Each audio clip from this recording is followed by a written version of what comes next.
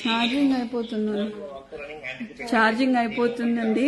నేను యాక్చువల్లీ ఇక్కడ మన మీద కుట్రలు జరుగుతున్నాయి, కుతంత్రాలు జరుగుతున్నాయి. వేం నరేందర్ రెడ్డి, పొంగులేటి శ్రీనివాస్ రెడ్డి, వెండి వర్గం అంతా కలిసి కుట్రలు చేస్తున్నారు.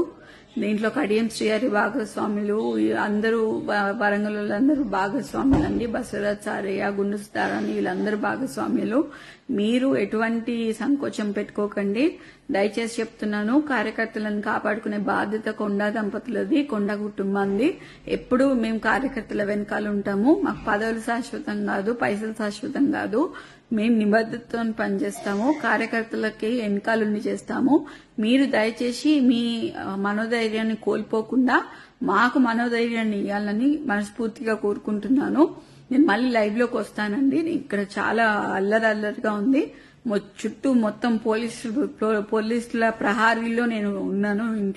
నేను ఇంట్లో ఒక్కదాన్నే ఉన్నాను. ఇప్పుడు అమ్మ కూడా లేదు, నాన్న లేడు, ఇక్కడ అమ్మ లేదు. నేను ఒక్కదాన్నే ఇంత పెద్ద ఇంట్లో ఒక పోలీసుల ప్రహారీ మధ్యలో ఉన్నాను. మేమేం తప్పు చేశామనేది కూడా తెలియట్లేదు. అసలు ఇంత కక్ష కట్టి బీసీ లీడర్లని మమ్మల్ని ఎందుకు ఇలా చేస్తున్నారు అనేది తెలియట్లేదు. మేం ఫైటర్స్, మీ అందరికీ తెలుసు.